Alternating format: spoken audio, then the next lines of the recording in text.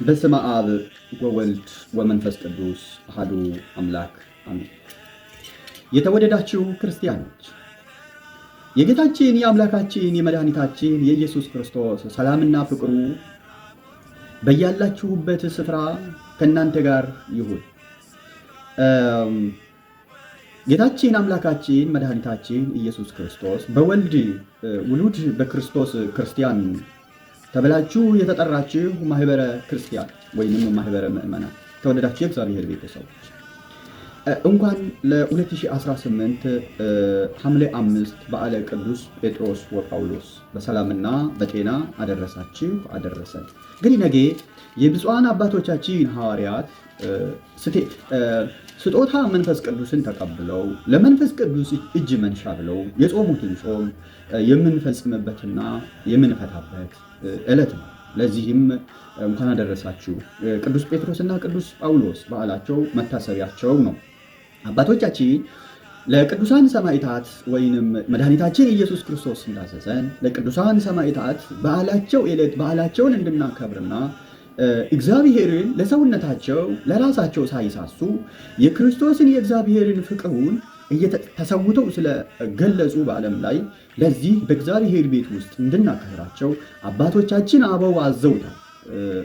ሐዋርያው ቅዱስ ጳውሎስ ለሮም ክርስቲያኖች በጻፈው መልእክቱ ላይ አቀድም አእኮቶቶ ለእግዚአብሔር በእግዚእነ ኢየሱስ ክርስቶስ በእንተ ኩልክሙ እስመ ተሰምዓት ሃይማኖትክሙ ውስተ ኩሉ ዓለም ብሎ ወእግዚአብሔር ሰማዕትየ ዘኪያሁ አመልክ በኩሉ መንፈስየ ወበትምህርተ ወልዱ ብሎ ሐዋርያው ቅዱስ ጳውሎስ ለሮም ክርስቲያኖች እንደ የእግዚአብሔርን ቃል መናገርን እንደጀመረ እኔም እንዲሁ አስቀድሜ እግዚአብሔርን ለዚች ቀን ለዚች ዕለት ያደረሰንን እግዚአብሔርን እያከበርኩና ከፍ እያደረግኩ ይህንን የእግዚአብሔርን ቃል ምናልባት ትጸኑበትና ጥቂት የእግዚአብሔርን ቃል ሰምታችሁ ትጸኑበት ብዬ ይህንን የእግዚአብሔርን ቃል ለእናንተ በዚህ በሶሻል ሚዲያ የተወደዳችሁ የእግዚአብሔር ቤተሰቦች ሼር እና ላይክ እያደረጋችሁ እንድትሰሙኝ በእግዚአብሔር ስም አሳስባለሁኝ። እንግዲህ ነገ ቅዱሳን አበው ሐዋርያት መስዋዕት የሆኑበት መስዋዕት ሆነው የእግዚአብሔርን ክብር በዓለም የገለጡበት እነ ቅዱስ ጴጥሮስ እነ ቅዱስ ጳውሎስ በዓመት ልዩነት ነው የተሰዉት። በኔሮን ቄሳር ዘመነ መንግስት በሮም አደባባይ ላይ የሰይፍን ከረባት በአንገቱ ላይ ያጠለቀ ሐዋርያው ቅዱስ ጳውሎስ የአሕዛብ ሐዋርያ በአርጤምስ ዩኒቨርሲቲ በታላቁ መምህረ ኦሪት ስር ተቀምጦ የተማረ መንፈሳዊ ዓለማዊ ዕውቀት ያለ ሰውንና መላእክትን እንግዲህ ጳውሎስ ማለት ምርጥ ዕቃ ማለት ነው። ሰውንና አንድም ጳውሎስ ማለት መዶሻ ማለት ነው። አንድም ጳውሎስ ማለት ገብሩ ለእግዚአብሔር ማለት ነው። የእግዚአብሔር ባሪያ ማለት ነው። እሱ ራሱ እንግዲህ ጳውሎስ ገብሩ ለእግዚእነ ኢየሱስ ክርስቶስ ወሐዋርያ ዘተጸዋ ወተፈልጠ ለትምህርተ ወንጌለ እግዚአብሔር እያለ ይናገራል። ዘአቅደመ ነጊረ በአፈ ነቢያቲሁ እያለ ይህ ሐዋርያ ጠንካራ ሐዋርያ ነው። ገብሩ አለ እንግዲህ እኔ የእግዚአብሔር ባሪያው ነኝ አለ። ለዛውም ባሪያው የእግዚአብሔር ባሪያ ነኝ ሲል ይላል ቅዱስ ጳውሎስ። ባሪያ ከኛ ዘመን በፊት የነበሩ ሰዎች ባርነትን በሚገባ ያውቁታል። ባሪያ ማለት እንግዲህ ሁለት አይነት መልክ አለው። አንዱ በፈረስ አንገት በሰይፍ ተማርከው ሰዎች ባሪያ ይሆናሉ። በገንዘብ ተገዝተው ባሪያ ይሆናሉ። ባሪያ ማለት አገልጋይ ማለት ነው። ባሪያ ማለት አገልጋይ ማለት ነው። እንግዲህ በጽኑ በጭካኔ ይህ አገልግሎት ባርነት በጭካኔ ሰዎች ሲያደርጉት ኖረዋል። በተለይ በነ ቅዱስ ጳውሎስ ዘመን እንግዲህ ባርነት በዛ ዘመን ያሉ ሰዎች በሚገባ ያውቁታል። በእኛ ዘመን ግን ባርነት ላናውቀው እንችል ይሆናል። በታሪክ ግን እንሰማዋለን። እንግዲህ ሐዋርያው ቅዱስ ጳውሎስ እኔ የእግዚአብሔር ባሪያ ነኝ ስል እሱ ራሱ ይዘረዝራል። የእግዚአብሔር ባሪያ ነኝ ስል እኔ ራሴን ይላል ቅዱስ ጳውሎስ በወርቀ ደሙ የተገዛሁ ባሪያ ነኝ። በወርቀ ደሙ የተገዛሁ ባሪያ ነኝ። ሰዎች ባሪያ የሚሆኑት በገንዘብና በኃይል ነው፣ በጉልበት ነው። በጉልበት ባሪያ ይሆናሉ። እኔ ግን ባሪያ የሆንኩት በወርቀ ደሙ ተገዝቼ ነው ይላል ቅዱስ ጳውሎስ። እኛ የእግዚአብሔር ባሪያዎች ነን ስንል እንግዲህ በወርቀ ደሙ በአምላካችን በወርቀ ደሙ ተገዝተን ነው ባሪያዎች የሆን ነው። እና የተወደዳችሁ የእግዚአብሔር ቤተሰቦች በአጭሩ የእግዚአብሔርን ቃል ዛሬ እነዚህ ቅዱሳን አበው ታሪካቸውን በጥቂቱ ላሰማችሁ ወደድኩኝ። ነገር ግን የተወደዳችሁ የእግዚአብሔር ቤተሰቦች ቃሉ ምናልባት እኛን ሊያጸናን ይችላል። በሃይማኖታችን ጸንተን እንድንኖር አባቶቻችን እንግዲህ በተግባር ነው ሃይማኖታቸውን ያሳዩን። በተግባር ነው ሃይማኖታ በዚህ በሮም መልእክት ላይ እንግዲህ ስለ ፍቅር በስፋት ነው የጻፈው። ደግሞም ሰዎች በብዙ መልእክቱ ላይ እኛ ከሞት በኋላ ሕይወት አለን ብለው በተለይ በቆሮንቶስ መልእክቱ ላይ በስፋት የጻፈው ስለ ዘላለማዊ ሕይወት ጽፏል። ሐዋርያው ቅዱስ ጳውሎስ 14 መልእክታትን ጽፏል። የመጀመሪያው እንግዲህ ለሮማውያን የጻፈው መልእክት ነው። በዚህ በሮሜ መልእክት ምዕራፍ 19 ምዕራፍ 8 ከቁጥር 33 ላይ መኑ ይሃድገነ ፍቅሮ ለክርስቶስ፣ ከክርስቶስ ፍቅር ማን ይለየናል አለ። ከክርስቶስ ፍቅር የሚለየን ምንድን ነው ብሎ እንዲህ ሲል ይዘረዝራል። ሕማምኑ አለ። ሕመም ነው ወይ? በሽታ ነው ወይ? ምንድን ነው ከክርስቶስ የሚለየን? ምንዳቤኑ፣ ይሄ ቸነፈር፣ ልዩ ልዩ መከራዎች ነውን አለ። ተሰዶኑ፣ ስደት ነውን? ሰዎች ከሀገራቸው አስወጥተው ከሀገራችን አስወጥተው ቢሰዱን ነውን? ከክርስቶስ ፍቅር ምን ይለየናል? ማን ይለየናል? ብለው ሐዋርያው ቅዱስ ጳውሎስ በስፋት ይናገራል። ረሃብኑ አለ። ምግብ ቢነሱን ነውን ወይ? ያው አባቶቻችን ይህንን ተቀብለዋል። በባዶ ቤት በጉድጓድ ውስጥ ተጥለዋል። ነገር ግን ከክርስቶስ ፍቅር ረሃብ አለያቸው እና ብዙ ልዩ ልዩ የሆኑ መከራዎች በአባቶቻችን ላይ ደርሰዋል። ግን እነዚህ ሁሉ መከራዎች እነሱን ከክርስቶስ ፍቅር አለያቸው። ሐዋርያው ቅዱስ ጳውሎስም ምንድነው ረሃብ ነው ወይ አለ። እርቃንን አለ። እርቃን ልብስ ብነሱን ነውን? እርቃናችንን ቢተውን ነውን እንዴ? ምንድን ነው እሱ ከክርስቶስ ፍቅር የሚለየን አለ። መጥዋዕትን አለ። ሾተል ብላ ወይንም ደግሞ ሰይፍ እያሳዩን ቢያስፈራሩን ነውን? ከክርስቶስ ፍቅር ማን ይለየናል አለ ሐዋርያው ቅዱስ ጳውሎስ። የተወደዳችሁ የእግዚአብሔር ቤተሰቦች እውነት ነው እንግዲህ ይህ ቅዱስ ጳውሎስ ከክርስቶስ ፍቅር ማን ይለየናል አለ። ጻዕርን አለ። ልዩ ልዩ የሆኑ ጣር ወይንም ደግሞ መከራ ያው በተለይ እነ ቅዱስ ጊዮርጊስ ላይ የተፈጸመ ዘግናኝ ከአባቶቻችን ሐዋርያት ወዲህ በዘመነ ሰማዕታት በክርስቲያኖች ላይ የደረሰ ልዩ ልዩ የሆኑ መከራዎች እጅግ በጣም ለሕሊና ማሰብ የሚከብዱ ነገሮች ነበሩና ሐዋርያው ቅዱስ ጳውሎስ ለነዚህ ሁሉ ነው የጻፈላቸው። እና ያኔ እንግዲህ ቅዱስ ጳውሎስ ምን አለ? በእንቲአሁ በከመ ይቤ መጽሐፍ አለ። የዳዊትን ቃል ተናገረ። መጽሐፍ እንዲህ እንዳለ በእንቲአከ ይቀትሉነ ኩሎ አሚረ፣ ስለ አንተ ቀኑን ሁሉ ይገሉናል፣ እንጋደላለን። እስመ በእንቲአሁ ይቀትሉነ ኩሎ አሚረ፣ ስለ አንተ ቀኑን ሁሉ እንጋደላለን። ስለ አንተ ቀኑን ሁሉ ልዩ ልዩ የሆኑ መከራዎችን እንቀበላለን። ሐዋርያው ቅዱስ ጳውሎስ የተናገረው ቃል ነው። ምክንያቱም ይህ ሐዋርያ እንግዲህ እስመ በእንቲአሁ ያለበት ምክንያት ስለ አንተ ነው ያለው።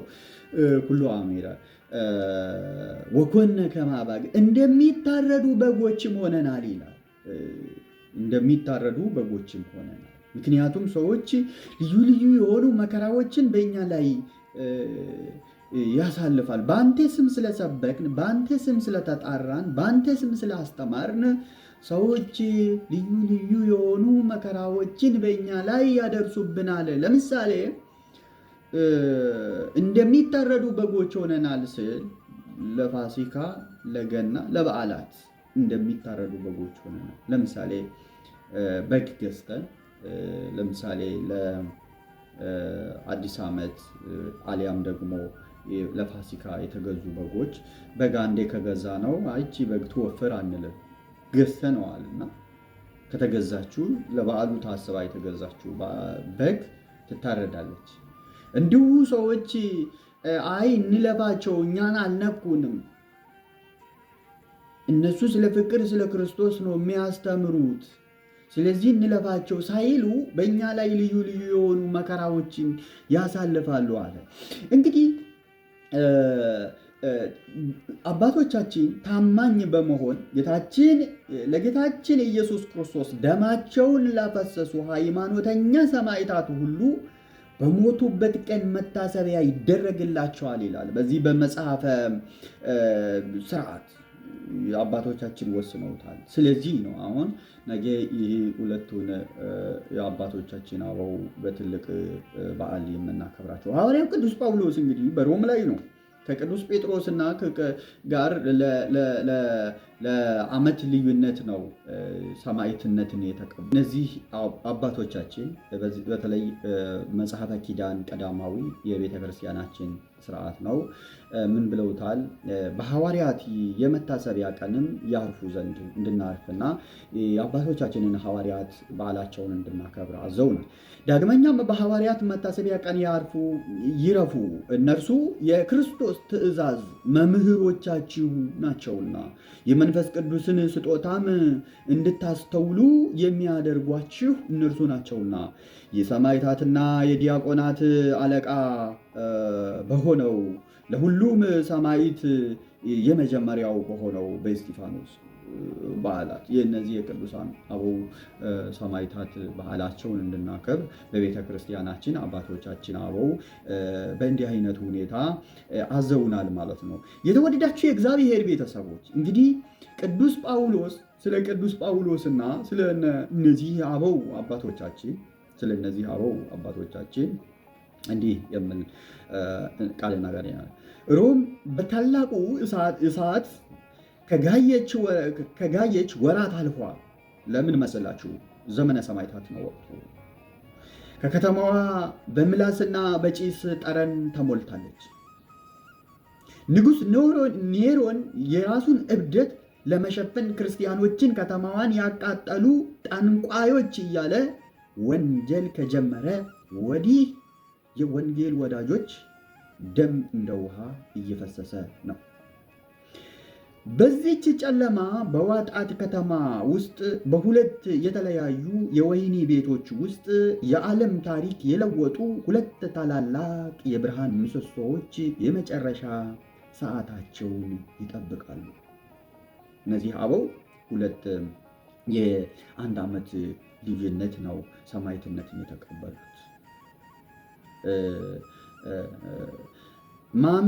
ማምሬቲን በተባለው ጥልቅና ጨለማ የከርሰ ምድር ወህኒ ቤት ውስጥ ሽበት የወረረው ስምዖን ጴጥሮስ በብረት ሰንሰለት ታስሮ ተቀምጧል። ለምን ታሰረ? ቅዱስ ጴጥሮስ እንግዲህ ሮሜን ለቆ ወጣ። ሮሜን ከተማ ለቆ ከወጣ በኋላ መድኃኒታችን ኢየሱስ ክርስቶስ መስቀል ተሸክሞ ወደ ሮም አደባባይ ሲገባ አየ። ቅዱስ ጴጥሮስ ደነገጠ። አንተ ጌታዬና አምላኬ አለ። አዎ እኔ ነኝ። ወዴት ትሄዳለህ ታዲያ? ወዴት እየሄድክ ነው? በሮም ከተማ ላይ የሚሰቀልልኝ ስላጣሁ ሊሰቀል ነው አለ። እንግዲህ ቅዱስ ጴጥሮስ የሮማ መኳንንቶች ሴቶችን በሚገባ አድርጎ ክርስትናን አስተምረዋል። ክርስትናን ስላስተማረ ሴቶቹ ደግሞ ያው ለክርስትና ያላቸውን ፍቅር ስላዩ ባሎቻቸው ተናደዱባቸው። ምክንያቱም ይህ የመኳንንቶቹ ሴቶች ክርስትናን ለመቀበል ደፋ ቀና እያሉ ነበረ እና ስለዚህ እንዴት ሚስቶቻችንን ያሳመጹብን እነሱ ናቸው፣ ተብሎ ቅዱስ ጴጥሮስን ለመግደል የሮማ ንጉሥ በሚያስብ ጊዜ ሴቶቹ ሰምተው ቅዱስ ጴጥሮስን በፍጥነት ከተማዋን ለቆ እንዲወጣ ነግረውት ለመውጣት በሚጣደፍ ጊዜ ነው መድኃኒታችን ኢየሱስ ክርስቶስ የተገለጠ የታየው። አሁን የሚሰቀልልኝ አጣሁ ስለው ምን ማለት ነው?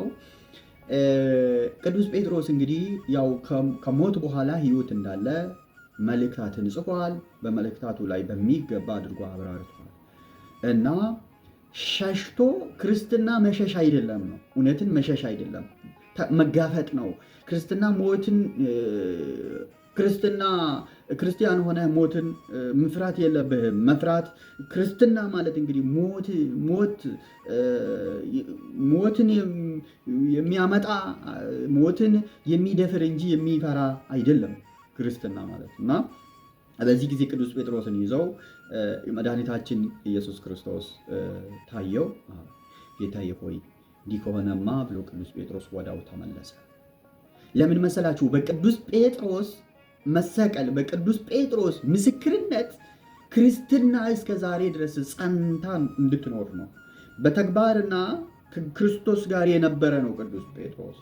ስለዚህ ከሱ በኋላ አሁን በቅዱስ ጴጥሮስ ሰማዕትነት መቀበል ብዙ ሰዎች ስለሚያምኑ አይ ይህ ነገር ለካ እውነት ነው እንዴ፣ እኛም እንደ መምህራችን መከራን መሸሽ አያስፈልገንም፣ እውነትን እየመሰከርን መከራውን እንቀበላለን ብለው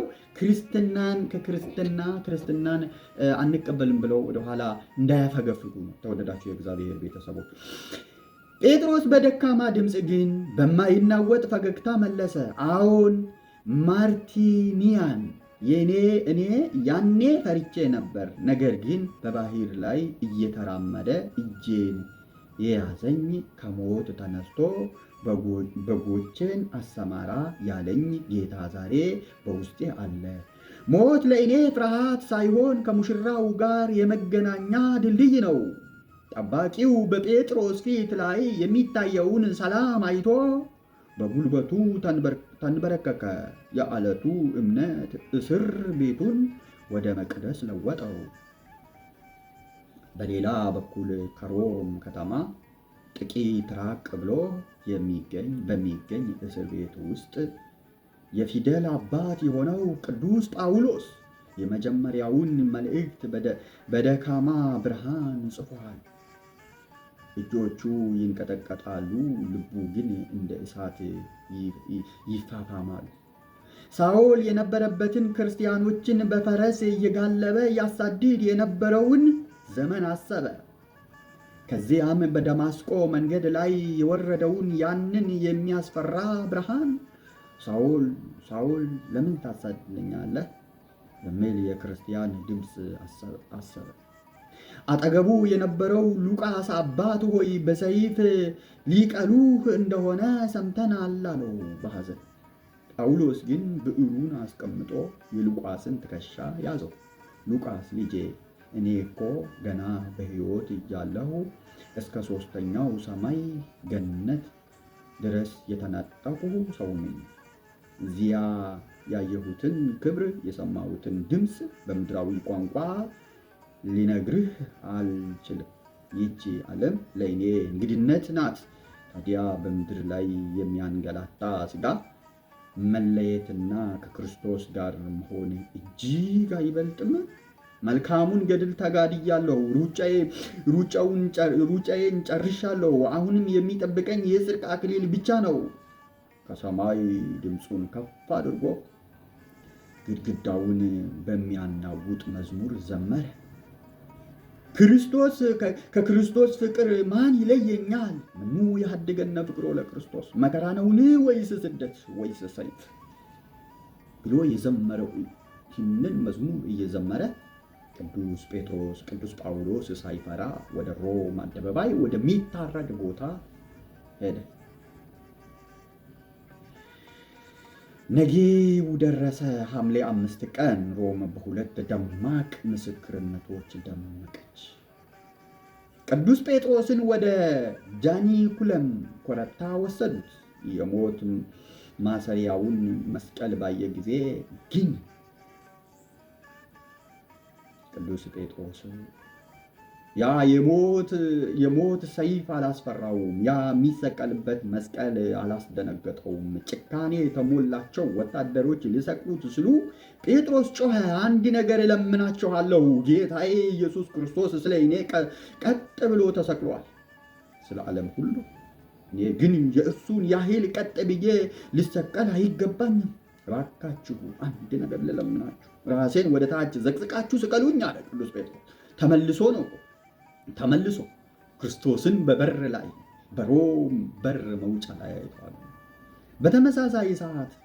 በተመሳሳይ ሰዓት ማለት በዓመቱ ቅዱስ ጴጥሮስ የአኩዌ ሳልቪያ ወደሚባለው ስፍራ ወሰዱት። የሮም ዜጋ ስለነበረ በሕግ መሰረት የሚገደለው በሰይፍ ነበር። ጳውሎስ በደስታ ተንበረከከ። በሮም ሕግ ስርዓት የሮም ዜግነት ያለው ያኔ ሮማውያን ትልቅ የሆነ ሕግ ነበራቸው። የሮም ዜግነት ያለው ሰው አይፈረድበትም፣ አይገረፍም። ከተገረፈም ደግሞ አይቀላም። ዞሮ ግን የሮም ዜግነት ያለው ሰው ሕጉ ይቀልለታል። ተወደዳቸው የእግዚአብሔር ቤተሰቦች፣ ቅዱስ ጳውሎስ እንግዲህ የሮም ዜጋ ስለነበረው በሕግ መሰረት የሚገደለው በሰይፍ ነበር። ጳውሎስ በደስታ ተንበርክኮ ሰይፉ በአንገቱ ላይ ሲያርፍና አንገቱ ተቆርጦ መሬት ላይ ሲወድቅ ተአምር ሆነ። የቆረጠው ራሱ መሬት ላይ 3 ጊዜ እየተንጠረበበ ከፍና ዝቅ ወደ ሰማይ ከፍ እያለች ኢየሱስ ክርስቶስ የሚል ድምፅ አወጣ ከተቆረጠው አንደበት ውስጥ። ኢየሱስ ክርስቶስ ዘላለማዊ አምላክ ነው። ዛሬ ከክርስቶስ ጋር መሄድ ዘመረች። የቅዱስ ጴጥሮስ አንገት ከተቆረጠች በኋላ ዝማሬን አሰምታ ዘመረች። በወደቀች 3 ስፍራዎች ላይ ዛሬም ድረስ የሚጠጡ 3 የውሃ ምንጮች ፈለቁ። ከደሙም ጋር ወተት መሰል ነጭ ፈሳሽ ወተትና ደም ወጡ። በዚያች ቀንም በዓመቱ ሮም 2 ታላላቅ መብራቶቿን አወጣች። ሰማይ ግን 2 አምዶችን ተቀበለች። ጴጥሮስ በመስቀል ላይ፣ ጳውሎስ በሰይፍ ስለ ክርስቶስ ፍቅር ሲሉ ሕይወታቸውን ማኅተም አደረጉ። እሳቱ ጠፋ። ኔሮንም በታሪክ ፊት ተረገመ። የጴጥሮስና የቅዱስ ጳውሎስ ስም ግን ዛሬም ድረስ በዓለም ዙሪያ በብርሃን ያበራል። የተወደዳችሁ የእግዚአብሔር ቤተሰቦች፣ እንግዲህ እነዚህ የቅዱሳን አበው ሐዋርያት እንኳን በበዓላቸው ቀን በሰላምና በጤና